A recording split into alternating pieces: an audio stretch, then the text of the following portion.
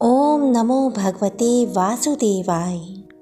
आप सुन रहे हैं मार्गशीर्ष मास महात्म्य कथा का अध्याय 18। मार्गशीर्ष मास महात्म्य में आपका स्वागत है। आपका दिन शुभ हो। ब्रह्मा ने कहा, हे केशव, मुझे बताइए कि पुण्य चिन्ह कितने प्रकार के होते हैं। मुझे पुण्यों के बारे में सुनने की बड़ी जिज्ञासा है। श्री भगवान ने कहा, हे पुत्र, सुनो, मैं वर्णन करता हूँ। पुण्य 3 प्रकार के बताए गए हैं। तुलसी के पौधे की जड़ से निकली मिट्टी से अंकित पुण्य, गोपी चंदन, द्वारका की पीली मिट्टी से अंकित पुण्य तथा हरि चंदन, पीला चंदन। इन पुण्यों को बुद्धिमान भक्तों द्वारा अंकित किया जाना चाहिए। यदि कोई भक्त मनुष्य भगवान श्री कृष्ण की प्रिय तुलसी की जड़ की मिट्टी लेकर उससे ऊर्ध्वाधर पुण्य बनाता है तो भगवान श्री हरि उससे प्रसन्न होते हैं। अब मैं आपसे गोपी चंदन का महात्म्य कहूँगा। यदि कोई व्यक्ति द्वारका से आई हुई मिट्टी को हाथ में लेकर उसे अपने माथे पर ऊर्ध्वाधर पुण्य के रूप में लगाता है तो उसके पवित्र अनुष्ठानों का मूल्य करोड़ गुना बढ़ जाता है। यदि वह निर्धारित विधि से पवित्र अनुष्ठान करने में असफल हो जाए या मंत्र का उच्चारण ना हो या उसमें उसकी श्रद्धा ना हो या अनुष्ठान समय पर ना हो तो भी वह पवित्र अनुष्ठानों का लाभ प्राप्त कर सकता है, बशर्ते कि वह अपने माथे पर गोपी चंदन लगाए। यदि कोई ब्राह्मण प्रतिदिन अपने माथे पर गोपी चंदन सहित पुण्य का उत्तम पवित्र चिन्ह धारण करता है, चाहे रात्रि हो या दिन, तो उसे वह फल प्राप्त होता है जो सूर्य ग्रहण के समय कुरुजांगल में या माघ के समय प्रयाग में स्नान करने से प्राप्त होता है। उससे भी बढ़कर वह मेरे घर में देवों की तरह निवास करता है। हे चतुर्मुख, जिस घर में गोपी चंदन होता है उस घर में मैं श्री के साथ कंस का संहार करने वाले के रूप में सदैव रहता हूँ, बशर्ते कि वह व्यक्ति भक्ति पूर्वक उसे अपने माथे पर लगाए। यदि कोई मनुष्य द्वारिका से उत्पन्न मिट्टी को, जो अत्यंत पवित्र है, कलयुग के समस्त पापों को हरने वाली है तथा मेरे मंत्र से प्रेरित है, अपने माथे पर धारण करता है, तो वह पाप से भरा हुआ होने पर भी यम उसे नहीं देखेगा।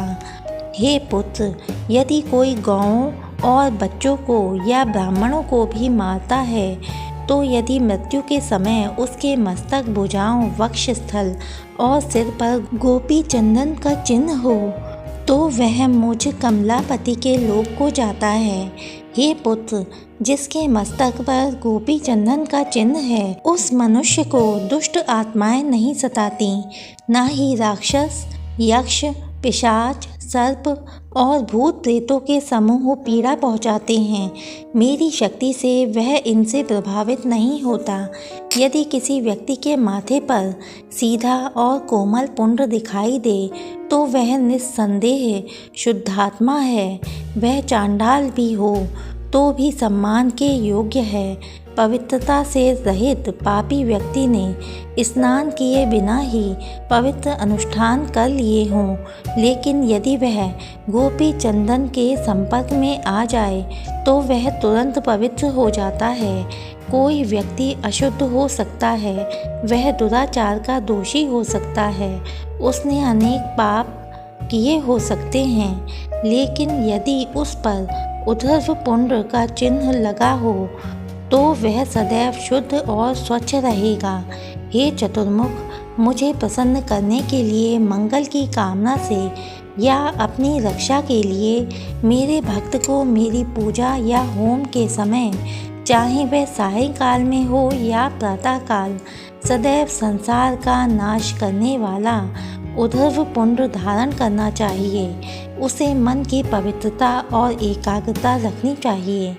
यदि कोई पुण्य चिन्ह वाला मनुष्य कहीं मरता है तो वह वायु रथ पर सवार होकर मेरे लोक में जाता है, चाहे वह चांडाल ही क्यों ना हो। वह मेरे लोक में सम्मानित होता है। जब उद्धव पुंड चिन्ह वाला कोई मनुष्य किसी व्यक्ति द्वारा दिया गया भोजन ग्रहण करता है तो मैं उस व्यक्ति की 20 पीढ़ियों को नरक से मुक्ति दे देता हूँ। हे महान भाग्यशाली, जो व्यक्ति दर्पण या जल में देखकर सावधानी पूर्वक उद्धव पुंड चिन्ह लगाता है वह महानतम लक्ष्य को प्राप्त करता है। अनामिका अंगुली शांति प्रदान करने वाली कही गई है। मध्यमा अंगुली दीर्घायु प्रदान करने वाली है। अंगूठा पोषण प्रदान करने वाला कहा गया है। तर्जनी अंगुली मोक्ष प्रदान करने वाली है। इस प्रकार विभिन्न उंगलियों से गोपी चंदन करने से ये लाभ होते हैं। यदि कोई व्यक्ति गोपी चंदन का एक टुकड़ा किसी वैष्णव को देता है तो उसके परिवार की 108 पीढ़ियों का उद्धार हो जाता है। मनुष्य को उद्धव पुंड चिन्ह अवश्य लगाना चाहिए। इसके अतिरिक्त उसे भगवान विष्णु की कृपा पाने के लिए मछली, कछुआ आदि के चिन्ह भी धारण करने चाहिए। इससे महाविष्णु को बहुत प्रसन्नता होती है।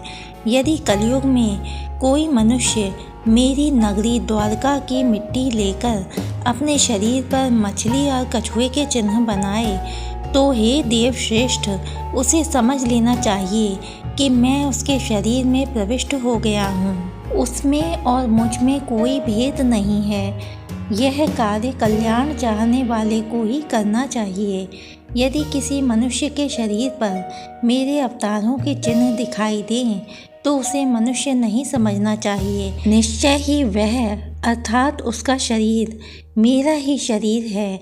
कलयुग में उस देहधारी आत्मा का पाप पुण्य बन जाता है जिसके शरीर पर मेरे हथियार खींचे हुए दिखाई देते हैं। जो व्यक्ति दोनों चिन्हों से चिन्हित है अर्थात मछली और कछुए का चिन्ह, उसके शरीर में मेरा तेज समाया हुआ है। जिसके शरीर पर शंख, कमल, लौह, गदा, चक्र, फरसा और कच्छप अंकित हों उसके पुण्यों की वृद्धि होती है और सैकड़ों जन्मों के पाप नाश हो जाते हैं। जिसका शरीर सदैव नारायण के आयुधों से चिन्हित रहता है उस मनुष्य को यमराज क्या हानि पहुंचा सकते हैं, भले ही उसने करोड़ों पाप किए हों। यदि प्रतिदिन दाहिनी भुजा पर शंख का चिन्ह अंकित किया जाए तो उसे वह फल प्राप्त होता है जो करोड़ों जन्मों में शंखोद्धार तीर्थ में निवास करने वाले को प्राप्त होता है। यदि शंख के ऊपर कमल का चिन्ह अंकित हो तो पुष्कर में कमल नयन भगवान के दर्शन से करोड़ गुना फल प्राप्त होता है।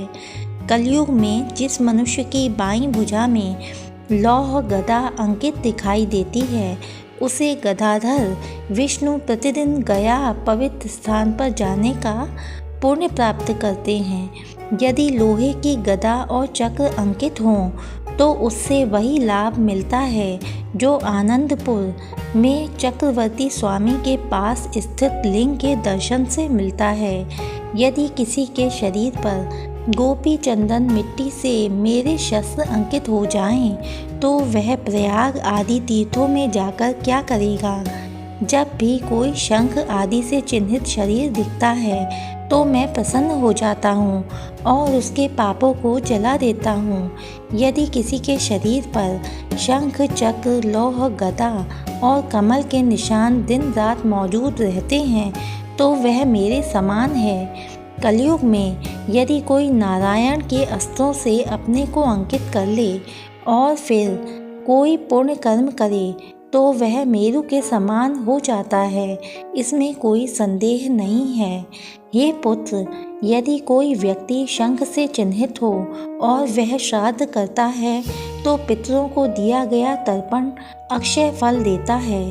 यदि श्राद्ध विधि में कमी भी हो तो भी वह पूर्ण और संपूर्ण हो जाता है। जैसे वायु के जोर से चलने पर अग्नि लकड़ी को जला देती है, उसी प्रकार मेरे शस्त्र पापों को देखकर उन्हें जला देते हैं। विशेषकर कलयुग में जो व्यक्ति सोने या चांदी की मोहर पहनता है, मेरे 8 अक्षरों वाले नाम अर्थात ओम नारायणाय नमः से अंकित तथा शंख आदि मेरे अन्य आयुधों से युक्त वह मेरे आदर्श भक्त प्रहलाद के समान जानना चाहिए, अन्यथा वह मुझे प्रिय नहीं है।